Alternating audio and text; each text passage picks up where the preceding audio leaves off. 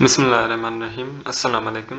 मेरा नाम डॉक्टर एहसन है और आज हम जानेंगे एंडोस्पोर फॉर्मेशन इन बैक्टीरिया। सबसे पहले जान लेते हैं कि स्पोर किसे कहते हैं। What is the spore.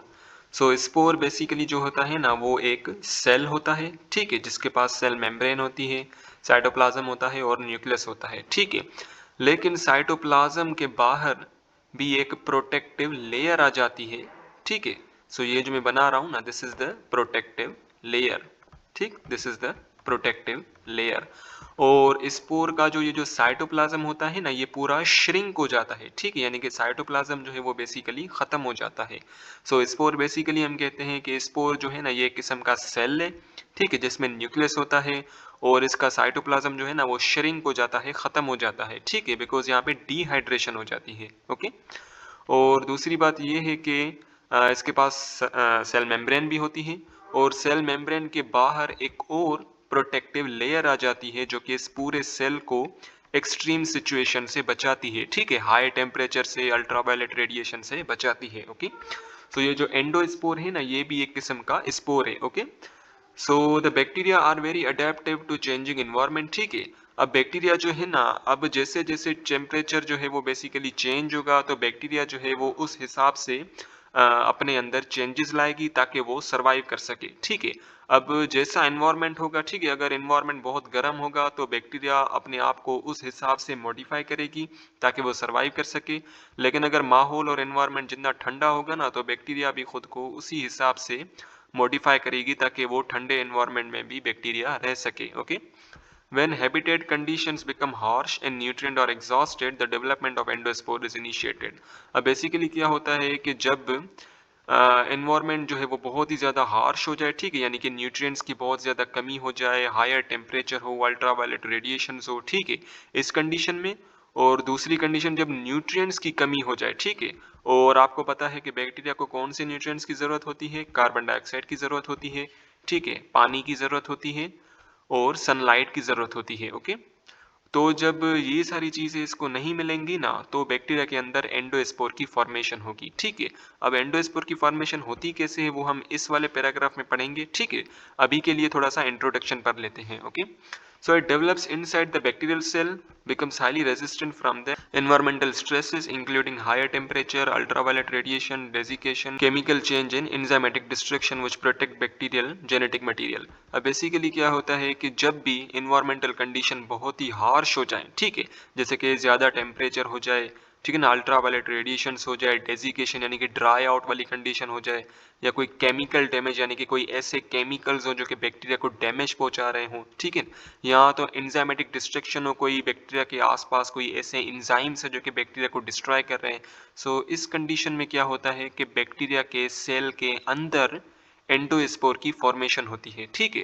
और ये एंडोस्पोर क्या करता है कि इस बैक्टीरिया को बचाता है, ठीक है, इस बैक्टीरिया को और इस बैक्टीरिया के जेनेटिक मटेरियल को बचाता है इन तमाम कंडीशन से, इन अल्ट्रावायलेट रेडिएशन से, हायर टेम्परेचर से, केमिकल से, एंजाइमेटिक डिस्ट्रक्शन से, okay. Bacteria are able to survive for a longer period of time due to endospore as it is difficult to destroy, ठीक है। इसी एंडोस्पोर की वजह से बगैर किसी न्यूट्रिएंट्स के बैक्टीरिया जो है ना वो सालों तक सरवाइव कर सकती है, ओके। और इस एंडोस्पोर को डिस्ट्रॉय करना भी बहुत ही ज़्यादा मुश्किल होता है, ओके। अब बात कर लेते हैं कि एंडोस्पोर बनता कैसे है, ठीक है। Look at this diagram. This is the vegetative cell, okay। This vegetative cell, this is the bacterial cell। और vegetative इसे क्यों बोला, बिकॉज ये जो है ना नॉर्मली डिवाइड भी कर सकता है, ठीक है, और इसके अंदर तमाम मेटाबॉलिक रिएक्शंस जो है ना वो परफॉर्म हो रहे होते हैं, ठीक है। अब बेसिकली क्या होता है कि जब भी एंडोस्पोर बनता है ना तो ये जो साइटोप्लाज्म है ना इस बैक्टीरिया का वो बेसिकली श्रिंक करता है, ओके। साइटोप्लाज्म क्या करता है, वो बेसिकली श्रिंक करता है और जो जेनेटिक मटेरियल है इस बैक्टीरिया का वो डुप्लीकेट करता है, यानी कि वो रेप्लिकेट करता है। Suppose this is the genetic material, ये बैक्टीरिया का जेनेटिक मटेरियल है, तो ये बेसिकली क्या करेगा, डुप्लीकेट करेगा, ठीक है, खुद की कॉपी बनाएगा, ओके। अभी यहाँ पे देखें, लुक एट दिस डायग्राम। अभी यहाँ पे क्या हो रहा है कि आहिस्ता आहिस्ता एंडोस्पोर की फॉर्मेशन हो रही है, ओके। और इसमें क्या होता है कि ये वाला जो जेनेटिक मटेरियल जो एक्स्ट्रा बना है ना वो जाएगा अब इस एंडोस्पोर के अंदर, ठीक है, वो जाएगा इस एंडोस्पोर के अंदर और बाकी ये वाला जो पूरा कंटेंट है ना ये क्या हो जाएगा, खत्म हो जाएगा। ठीक है। सो वंस अगेन एंडोस्पोर के अंदर क्या होता है, जेनेटिक मटेरियल होता है, वो वाली कॉपी होती है जो कि कॉपी बनी थी, ठीक है ना, वो वाली कॉपीज एंडोस्पोर के अंदर होती है। और बाकी ये वाला जो पूरा कंटेंट है ना इस बैक्टीरिया की cell wall, cell membrane, cytoplasm, ये क्या हो जाता है, डिस्ट्रॉय हो जाता है। So look at this diagram, ये पूरा क्या हो गया, डिस्ट्रॉय हो गया। ओके, और हमारे पास एक स्पोर की फॉर्मेशन होगी। अब स्पोर के अंदर होता क्या क्या है, तो आप यहाँ पे देखें, स्पोर के अंदर एक तो सेंट्रल कोर होता है, ठीक है, सेंट्रल कोर होता है जिसमें जेनेटिक मटेरियल होता है, ठीक है। और उसके बाद क्या होता है कि इसके बाहर तीन प्रोटेक्टिव लेयर्स होती हैं। ओके, एक तो होती है इसकी इनर मेम्ब्रेन, ठीक है, ये वाली जो आप देख रहे हो ना, so this is the inner membrane. Then we have the cortex, ठीक है ना, ये जो आप व्हाइट से देख रहे हो, this is the cortex and this is the middle membrane. Okay, then we have the outer coat, ठीक है, ये जो आप पूरा देख रहे हो ना, दिस इज द कोट, ठीक है। सो ये बेसिकली तीन लेयर्स होती हैं इस एंडोस्पोर की, जो कि इस कोर को, इस जेनेटिक मटेरियल को क्या करती हैं, प्रोटेक्ट करती हैं। Okay, so in certain bacteria like clostridium and bacillus the cell tide over unfavourable condition by forming endospore, ठीक है। अब वो वाले बैक्टीरिया जैसे कि suppose clostridium bacteria and bacillus bacteria, ठीक है, ये क्या करते हैं, इनके अंदर बेसिकली एंडोस्पोर की फॉर्मेशन होती है, ठीक है। ये जितने भी सेल्स है ना, क्लोस्ट्रीडियम एंड बैसिलस, इनके अंदर एंडोस्पोर की फॉर्मेशन होती है जब भी इन्वायरमेंटल कंडीशन क्या हो, अनफेवरेबल हो, ठीक है। अनफेवरेबल यानी कि या तो न्यूट्रिएंट्स की कमी हो, ठीक है, या तो टेम्परेचर बहुत ही ज्यादा हाई हो, ठीक है, या तो अल्ट्रावायलेट रेडिएशंस हो जो कि बैक्टीरिया को डिस्ट्रॉय कर रही है। Okay, so during this process a portion of cytoplasm and a copy of bacterial chromosome undergo dehydration and get surrounded by three layer covering, ठीक है। अब बेसिकली इसमें क्या होता है कि एंडोस्पोर की फॉर्मेशन में सबसे पहले जो वेजिटेटिव सेल है बैक्टीरिया का, उसका जो साइटोप्लाज्म है वो श्रिंक कर जाता है, ठीक है। और जो बैक्टीरियल क्रोमोसोम है ना, बैक्टीरिया का जो जेनेटिक मटेरियल है, उसकी एक कॉपी बन जाती है। ओके, उसकी बेसिकली एक कॉपी बन जाती है, और वही कॉपी जो है ना इस एंडोस्पोर के अंदर चली जाती है, ठीक है। और बाकी जो ओरिजिनल वाला जो जेनेटिक मटेरियल है ना वो डिस्ट्रॉय हो जाता है, ठीक है, उसकी भी डिहाइड्रेशन हो जाती है। और इस एंडोस्पोर के बाहर थ्री लेयर्ड कवरिंग होती है, तीन प्रोटेक्टिव कवरिंग होती है, एक है इनर मेम्ब्रेन, दूसरा है कॉर्टेक्स और तीसरा है outer coat. Okay, the remaining part of cytoplasm and cell wall degenerate, ठीक है। बाकी ये जो पूरा जब एंडोस्पोर बन जाता है ना, तो बाकी ये जो साइटोप्लाज्म, सेल वॉल और ये साइटोप्लाज्म और ये सेल मेम्ब्रेन, ये क्या हो जाती हैं, डीजनरेट हो जाती हैं, डिस्ट्रॉय हो जाती हैं। The resulting structure called endospore can tolerate the extreme environmental condition and can remain viable for several years, ठीक है। अब बाकी जो स्ट्रक्चर, ये वाला जो आप गोला गोला देख रहे हो ना, दिस इज द एंडोस्पोर, ठीक है।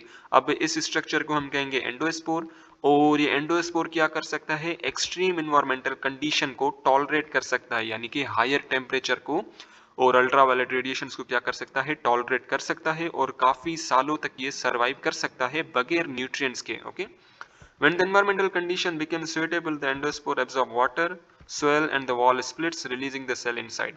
अच्छा, बेसिकली होता क्या है कि जब भी एनवायरमेंटल कंडीशन जो है जब वापस से फेवरेबल हो जाती है, ठीक है, यानी कि वापस से पानी आ जाता है, वापस से न्यूट्रिएंट्स आ जाता है, ठीक है ना, और एनवायरमेंटल कंडीशन जो है वो वापस से बेहतर हो जाती है, तो फिर क्या होता है, ये जो एंडोस्पोर की जो वॉल है ना, ये वॉल यूं रप्चर हो जाती है, ठीक है। वॉल जो है यू बेसिकली रप्चर हो जाती है, और उसके बाद क्या होता है कि ये जो मटेरियल है ना, जेनेटिक मटेरियल, ये बाहर आ जाता है। और इसके बाद क्या होता है कि सेल वॉल और सेल मेम्ब्रेन बन जाती है, ठीक है। बिकॉज ये एंडोस्पोर क्या करता है, पानी को एब्जॉर्ब करता है, ठीक है, और इसी पानी की वजह से साइटोप्लाज्म बन जाता है, ठीक है। और हमें पता है साइटोप्लाज्म के अंदर 90 to 95% पानी ही मौजूद होता है, ठीक है। सो बेसिकली जब एनवायरमेंटल कंडीशन फेवरेबल होती है, तब ये एंडोस्पोर की जो वॉल है वो रप्चर हो जाती है, एंडोस्पोर पानी को एब्जॉर्ब करता है, ठीक है, और जो जेनेटिक मटेरियल है वो बाहर आ जाता है, और उसके बाहर क्या हो जाती है, सेल वॉल और सेल मेम्ब्रेन की फॉर्मेशन हो जाती है, ठीक है। So it develops a new cell wall and start functioning like a typical bacterial cell, ठीक है। फिर जैसे ये न्यूक्लियस बाहर आएगा तो उसके बाहर सेल वॉल और सेल मेम्ब्रेन बन जाएगी, ठीक है, और फिर ये नॉर्मल बैक्टीरियल सेल की तरह बिहेव करेगा। So there are some other survival method of bacteria, ठीक है। अब कुछ बैक्टीरिया जो है ना उनके अंदर एंडोस्पोर की फॉर्मेशन होती है, कुछ बैक्टीरिया जो है ना उनके अंदर एक्सोस्पोर की फॉर्मेशन होती है, और कुछ बैक्टीरिया जो है ना उनके अंदर सिस्ट की फॉर्मेशन होती है। वो डिपेंड करता है कि बैक्टीरिया का टाइप कौन सा है, ठीक है। अब ये जो तीनों चीजें हैं ना, एंडोस्पोर, एक्सोस्पोर एंड सिस्ट, ये बैक्टीरिया को हेल्प करती हैं ताकि वो एक्सट्रीम इन्वायरमेंटल कंडीशन से फाइट कर पाए, ठीक है। एक्सट्रीम इन्वायरमेंटल कंडीशन जैसे कि हाई टेम्परेचर हो गया, ठीक है ना, और न्यूट्रिएंट्स की कमी हो गई वगैरह। So a group of gram positive bacteria form spores, ठीक है। अब जो ग्राम पॉजिटिव बैक्टीरिया होती है ना उनके अंदर एक्सोस्पोर्स की फॉर्मेशन होती है, ठीक है। ये जो यहाँ पे स्पोर लिखा हुआ है ना, ये बेसिकली एक्सोस्पोर है, ओके। सो ग्राम पॉजिटिव बैक्टीरिया के अंदर मोस्टली एक्सोस्पोर की फॉर्मेशन होती है, ठीक है। अब एक्सोस्पोर की फॉर्मेशन कैसे होती है? Suppose this is a gram positive bacteria and this is the cell membrane, this is the cell wall, ठीक है। ये इनकी सेल वॉल है and this is the nucleus.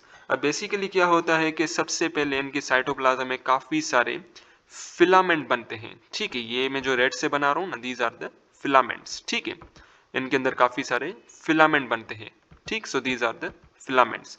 अब बेसिकली ये जो फिलामेंट्स है ना, ये क्या करते हैं कि इस सेल वॉल के बाहर एक और लेयर बना देते हैं, एक और वॉल बना देते हैं, ठीक है, जिसे हम कहते हैं एक्सोस्पोर, ठीक है। सो बेसिकली ये क्या कर रहे हैं कि ये जो फिलामेंट बने हैं ना, इन्हीं फिलामेंट की वजह से एक्सोस्पोर की फॉर्मेशन हो जाती है। और एक्सोस्पोर में भी वंस अगेन क्या होता है, ये जो पूरा साइटोप्लाज्म है ये श्रिंक हो जाता है, ठीक है। और ये सेल वॉल के बाहर एक और प्रोटेक्टिव लेयर बन जाती है, ओके।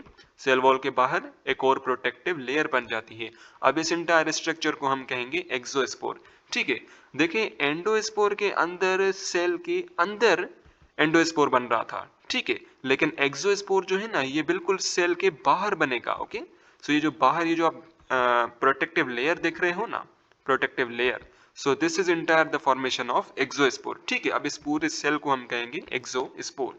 और इस एक्सोस्पोर के अंदर क्या होता है कि साइटोप्लाज्म जो है वो श्रिंक कर जाता है, ठीक है। और एक्सोस्पोर बनता कैसे है? इन्हीं फिलामेंट्स की वजह से। सो बेसिकली जो ग्राम पॉजिटिव बैक्टीरिया होती है ना, उनके अंदर लॉन्ग ट्यूब लाइक फिलामेंट्स बनते हैं, ठीक है। लॉन्ग ट्यूब्स बनते हैं जिन्हें हम कहते हैं फिलामेंट्स। और ये फिलामेंट्स जो है ना, वो differentiate into thick walled round structure called exospore, ठीक है। अब ये फिलामेंट्स जो है ना, ये बेसिकली एक्सोस्पोर की फॉर्मेशन कर देते हैं। These structure are part of reproductive process। हाँ, बेसिकली होता क्या है कि जब एनवायरमेंटल कंडीशन बहुत फेवरेबल हो जाती है, ठीक है, यानी कि जब ये न्यूट्रिएंट्स वापस से आ जाते हैं और टेम्परेचर जो है वो भी नॉर्मलाइज हो जाता है, तो फिर क्या होता है कि जो पानी होता है ना, वो बेसिकली इस बैक्टीरियल सेल के अंदर जाता है, ठीक है, ताकि साइटोप्लाज्म की दोबारा से फॉर्मेशन हो। और ये जो बैक्टीरियल सेल है ना, ये फिर डिवाइड करता है, ओके। ये जो बैक्टीरियल सेल है ना, ये फिर काफी में डिवाइड हो जाता है, ठीक है। फिर डिवाइड होने के बाद क्या होगा कि ये जो आउटर जो प्रोटेक्टिव कवरिंग है ना, ये रप्चर होगी, ये डिस्ट्रॉय होगी, ठीक है। और काफी सारे जो बैक्टीरिया है ना, वो बेसिकली बाहर आ जाएंगे, ठीक है। सो इससे बेसिकली क्या हो रहा है कि रिप्रोडक्शन प्रोसेस हो रहा है, ठीक है। यानी कि जब एक्सोस्पोर बना, ये जो पूरा एक्सोस्पोर जब बना अनफेवरेबल कंडीशन में, तो जब दोबारा से फेवरेबल कंडीशन आई, तो पानी जो है ये चला गया इस बैक्टीरिया के अंदर, ठीक है। और बैक्टीरिया जो है इन्होंने बेसिकली डिवाइड किया, ठीक है। डिवीजन होने के बाद क्या हुआ कि ये जो आउटर प्रोटेक्टिव कवरिंग थी वो डिस्ट्रॉय हो गई और काफी सारे बैक्टीरिया जो है वो वापस आ गए, okay. So this is the reproduction process and form outside the cell wall, ठीक है। ये जो एक्सोस्पोर बनता है ना, ये जो आउटर कवरिंग, वो सेल वॉल के बाहर बनती है, ओके। सो अब वो वाले बैक्टीरिया जिनके अंदर एक्सोस्पोर की फॉर्मेशन होती है, that comes in the category of actinomycetes, ठीक है। एक्टिनोमाइसिटीज क्या है? ये एक ग्रुप ऑफ बैक्टीरिया है जिनके अंदर काफी सारे बैक्टीरिया आ जाते हैं, एक्टिनोमाइसिस, जो कि क्या करते हैं, एक्सोस्पोर की फॉर्मेशन करते हैं ड्यूरिंग द अनफेवरेबल कंडीशन, ठीक। अब कुछ ऐसे भी बैक्टीरिया हैं जिनके अंदर सिस्ट की फॉर्मेशन होती है, ठीक है। कौन से bacteria? which belongs to Azotobacter species, ठीक है। एजोबैक्टर स्पीशीज ऑफ बैक्टीरिया जो है ना, इनके अंदर सिस्ट की फॉर्मेशन होती है। अब बेसिकली सिस्ट कैसे बनता है? Suppose this is the bacterial cell, this is the cell membrane, this is the cell wall and this is the nucleus, ठीक है। अब बेसिकली क्या होता है कि सेल वॉल के बाहर एक और प्रोटेक्टिव लेयर बनती है, ठीक है। इसको ब्लैक से बना देते हैं। सो this is the protective layer, ठीक है। ये बन गया हमारे पास प्रोटेक्टिव लेयर। और इस प्रोटेक्टिव लेयर के बाहर भी एक लेयर बनती है जिसे हम कहते हैं सिस्ट लेयर, ठीक है, सिस्ट वॉल। ये जो मैं रेड से फिर से बना रहा हूं ना, so this is the cyst wall. Once again this is the cyst wall, ठीक है। और ये जो मैंने ब्लैक से बनाई है, this is the protective wall.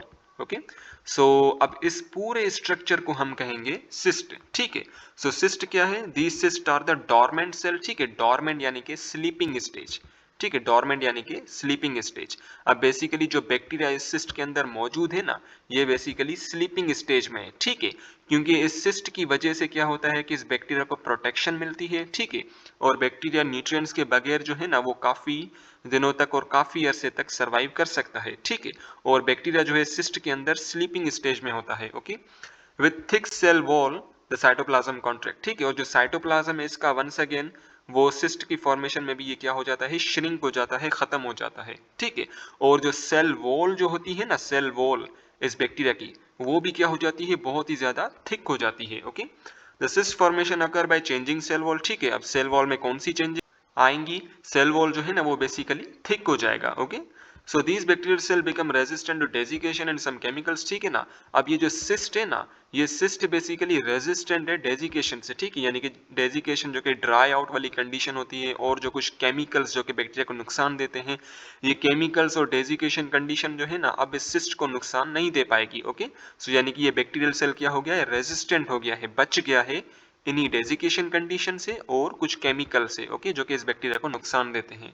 These cells are not same resistant to temperature like endospore, ठीक है। अब वो वाले बैक्टीरिया जिनके अंदर सिस्ट की फॉर्मेशन होती है, उनके पास इतनी ताकत नहीं होती, इतनी इंड्योरेंस नहीं होती as compare to those bacteria जिनके अंदर एंडोस्पोर की फॉर्मेशन होती है, ठीक है। सो ऐसे बैक्टीरिया जिनके अंदर एंडोस्पोर की फॉर्मेशन हो जाती है, वो ज्यादा रेजिस्टेंट होते हैं, ज्यादा ताकतवर होते हैं as compare to those bacteria जिनके अंदर सिस्ट की फॉर्मेशन होती है। बिकॉज आप इन्हीं सिस्ट वाले बैक्टीरिया को सपोज 500 डिग्री का टेम्परेचर प्रोवाइड करें, ठीक है ना, 500 डिग्री सेल्सियस का टेम्परेचर प्रोवाइड करें, तो ये शायद इसको इतना जल्दी सह नहीं पाए, इस टेम्परेचर को इतना बर्दाश्त ना कर पाए।